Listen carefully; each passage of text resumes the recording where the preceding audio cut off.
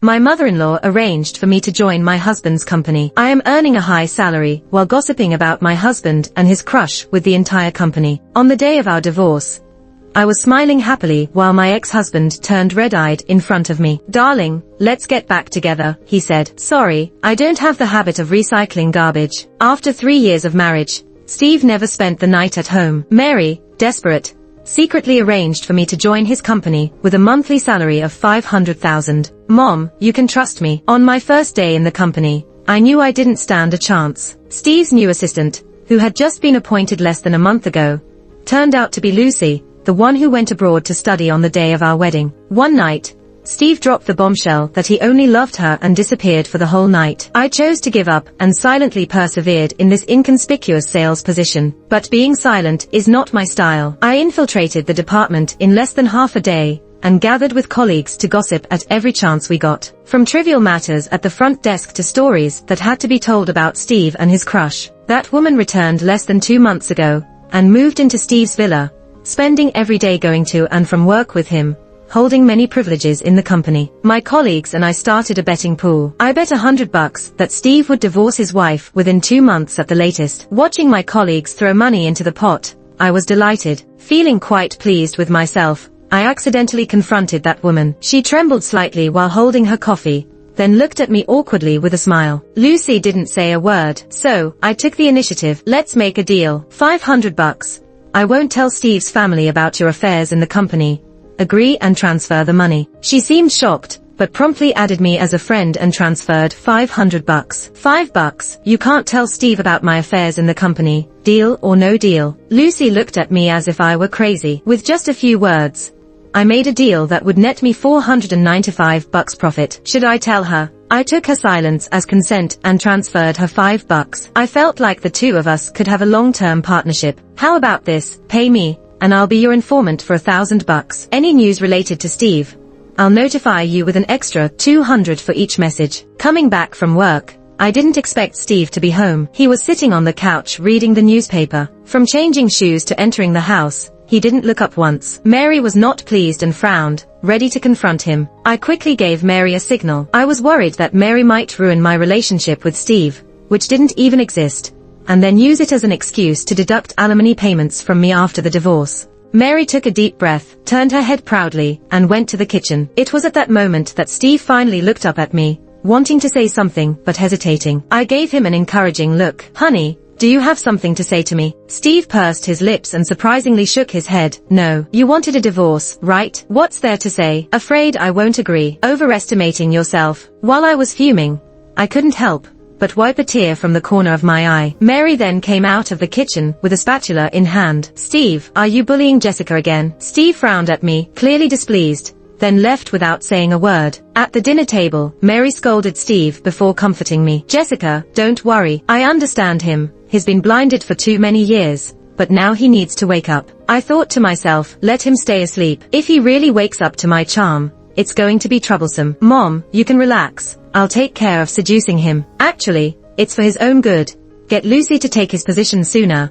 Help me get out of this mess." Along the way, I made sure to send a text to Lucy. "Steve stormed off because of me. Expect him to come to you. Behave well." Lucy promptly transferred $200. Mary gave me a plan. "Tomorrow night, Steve has a gathering.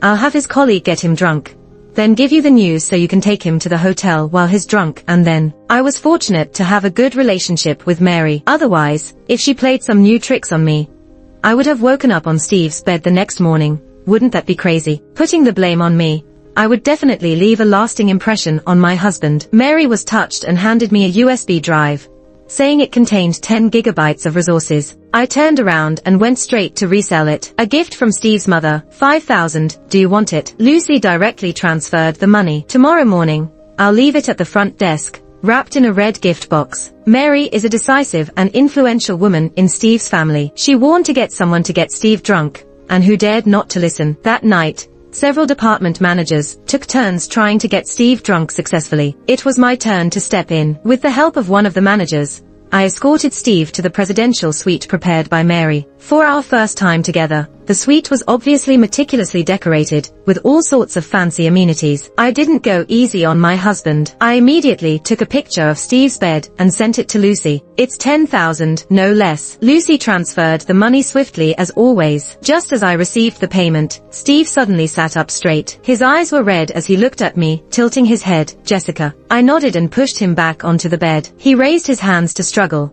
and I quickly reassured him that I wasn't interested in him, and Lucy would take care of him later. He immediately stopped moving. As I turned to leave, Steve suddenly jumped out of bed and grabbed my wrist. Jessica, don't go.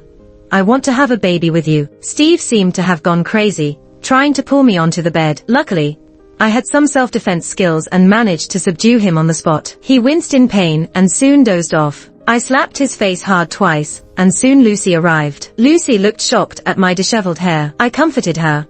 Don't worry, I won't touch what I've sold. She immediately looked admiring, and I waved her off.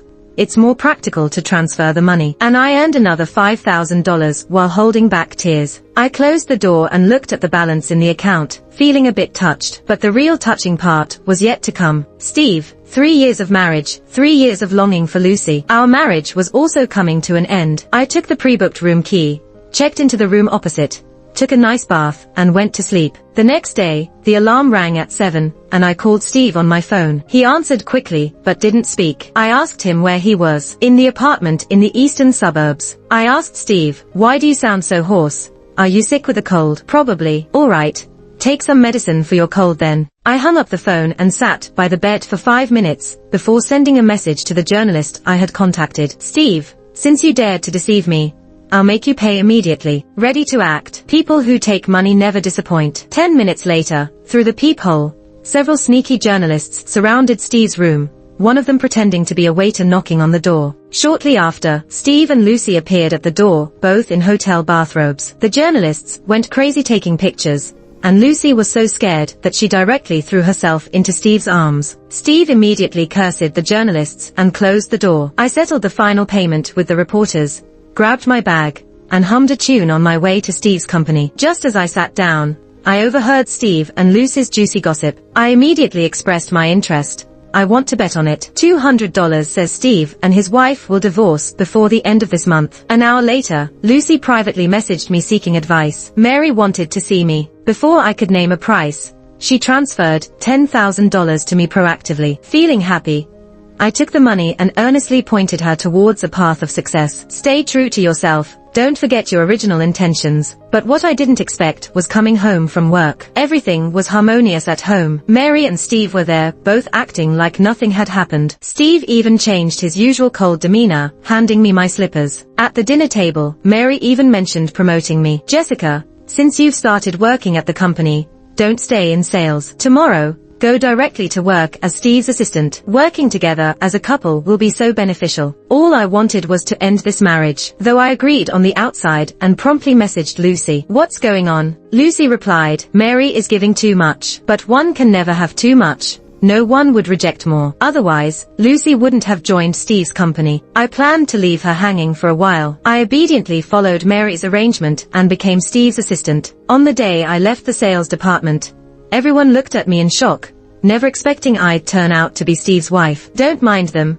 I'm just a name without substance. I won't be for long. Remember our bet. As I turned around, I bumped into Steve. What bet? I immediately signaled to my colleagues. They eagerly answered, the bet about when you and Jessica will divorce. Steve looked down at me. His eyes were a bit red, his voice hoarse, and there was a vibe about him that made me want to punch him. Not getting divorced. Jessica, we will never get divorced. Steve reached out to hold my hand, but instinctively, I dodged it. His hand froze in midair, and after a while, he awkwardly withdrew it. Let's go, Jessica. On the third day as Steve's assistant, I felt like I wasn't there to assist. Steve never ordered me around, even gave me the most comfortable seat. Because I loved sleeping, he even bought a big bed, and installed a curtain for me to lie down whenever I wanted. I started feeling agitated. At this rate, I would be turning into a useless person to be kept by Steve. So, I activated the lovey-dovey mode. I posted social media updates all day. Steve is looking so handsome today. He bought me a big gold bracelet. Steve gave me $5 million to spend. Finally, Lucy took the bait. On the 7th day, she appeared in Steve's office wearing a white dress, looking pale and fragile. As I was lying on the couch, I hurriedly sat up when I saw Lucy. Steve also stood up and walked towards Lucy. He seemed like he wanted to hug her, but hesitated when I was there, stopping 2 steps away from Lucy. "What are you doing here?" Lucy immediately teared up. "Steve, I miss you." Steve bit his lip, looking like he was enduring a lot. I suggested, "Should I leave to give you some privacy?" "Jessica, don't talk nonsense. There's nothing between me and Lucy." I nodded seriously. "I believe you. You indeed have nothing with Lucy." But seeing her pale complexion and weak walk, clearly suffering emotionally and mentally recently, I think you should personally take her to the hospital, both out of moral and logical obligations.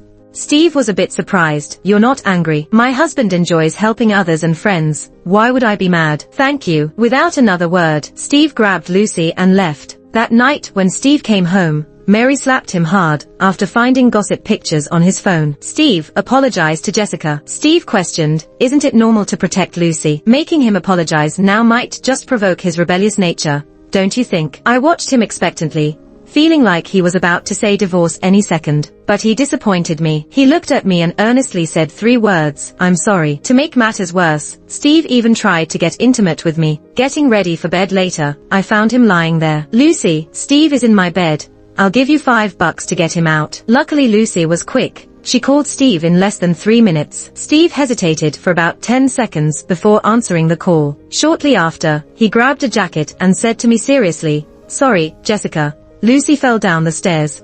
I have to check on her." As he reached the door, he paused. "Jessica, I promise, this is the last time." I guess Steve was starting to see my strengths. Feeling troubled that Steve might fall for me and not want a divorce, I came up with a plan. I found Lucy and offered her a deal, $100,000 to ensure a successful divorce from Steve. Lucy paid a deposit of $50,000, promising the rest upon completion. I told Lucy, "Steve has a strong ego. Just make him realize that I was the one who sent you to the hotel when he was drunk and arranged for the reporters. He'll surely want to divorce me in anger." But just as I set my plan in motion, Lucy announced she was pregnant. 48 days. I breathed a sigh of relief and went for a manicure after work. In the living room that evening, Mary, Steve, and Lucy were all there. It seemed like my plan was working. I changed into slippers gently and got the desired outcome, a divorce. The divorce agreement was fresh. I got 3 houses under Steve's name, $30 million in cash, plus $200,000 alimony per month. I decisively signed my name. Mary looked at me, wiped a tear, and sighed. "Steve, you're an adult now.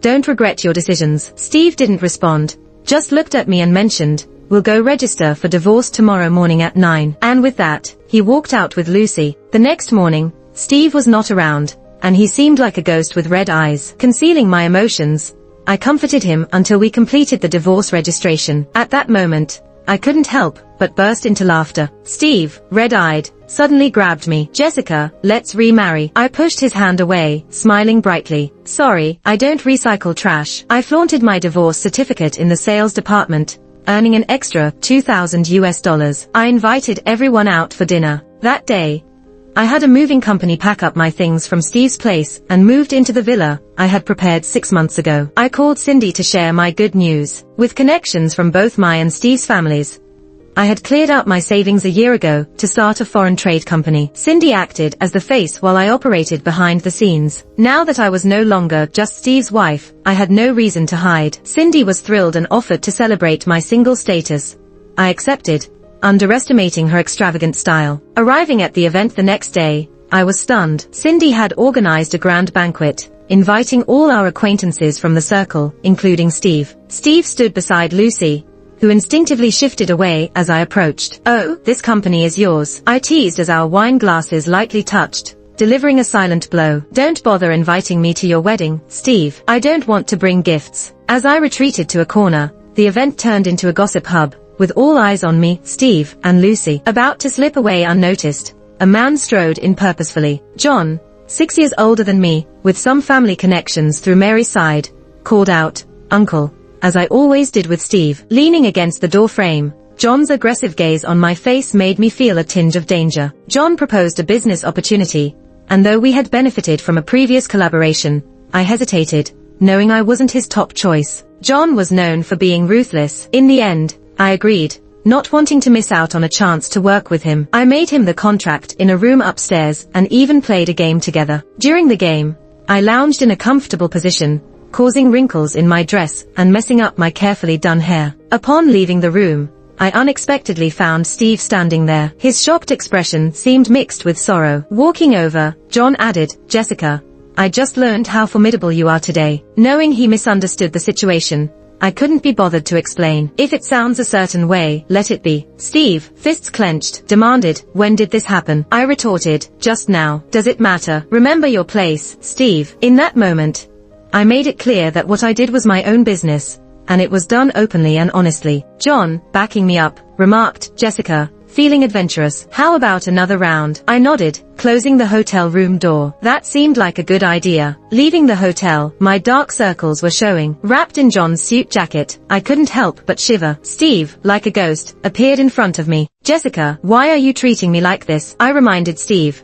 "Lucy has been pregnant for over a month." Steve's face turned pale. "That's unexpected." I straightened his tie. "Steve, we are all adults. Don't play around if you can't take responsibility." John didn't let me down. I made a small profit in less than 3 months of working with him. To show my gratitude, I planned to treat him to dinner, and he insisted on paying. Just after dinner, I ran into Steve. He was drunk and looked at me like a hungry dog eyeing a bone, nodding and walking towards me. "Jessica." He reached out to hug me, but before I could react, John stepped forward, offering Steve his sturdy chest. "Look closely, I'm John." John said it seriously, but as I looked at his slim waist and perky rear, I suddenly felt a bit embarrassed. In the end, it was Jessica who escorted Steve home. Afterwards, he even sent a message to report back. "Successfully delivered." I replied with an emoji. Then Cindy messaged me, "Jessica, what's wrong with Steve?" Along with a voice message was a forwarded video. In the video, Steve, dressed in tonight's clothes, overturned a table at the banquet. The table full of food was ruined,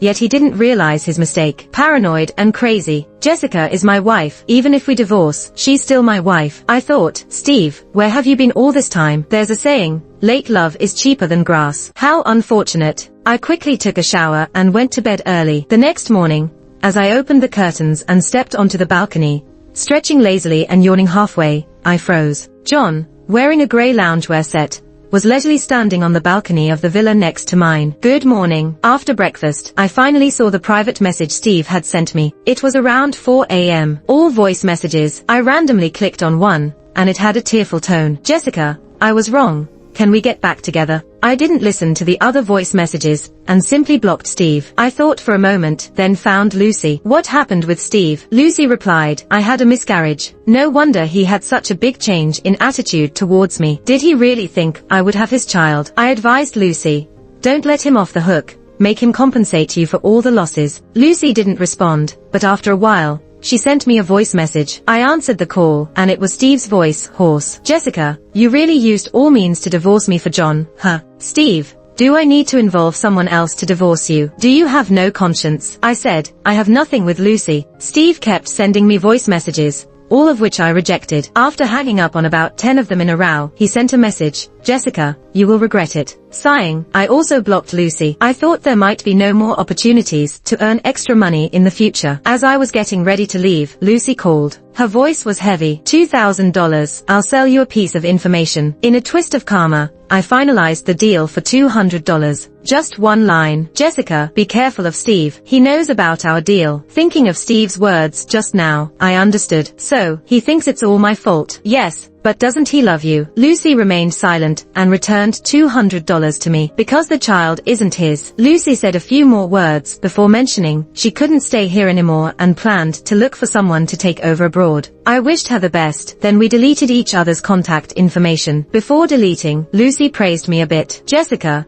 Steve really doesn't deserve you." Steve probably had grown to hate me. Soon enough, he started to create obstacles for me. In just 2 months, our company had lost several clients. Cindy was very anxious, constantly saying she wanted to confront Steve, but I reassured her. "Not now. Go buy a gun first." Cindy was shocked. "It's not that serious, is it?" I chuckled. "Perhaps it's even worse than you imagine." Cindy's demeanor immediately tensed up. Seeing she was in a good state, I handed her a collaboration project I had prepared long ago, instructing her to give it her all and secure the deal. After just half a month, Cindy came to me in tears. "Jessica, I've been intercepted." "I know," I said. "I didn't expect you to pull it off, but unfortunately, this is a job only you can do." Cindy was a bit dazed. I said, "Steve has made a huge mistake in the market, rushing to compete with me for business without checking the background. This is Leo, who is heavily in debt behind the scenes. If Steve partners with him, it's just going to dig a bigger hole for himself. Doesn't he like snatching other people's business? Well, here's a gift for him. Cindy hugged me tightly. At this moment, John called. Will you have dinner with me? I didn't refuse. At the Western restaurant, clinking glasses, I stared at John directly.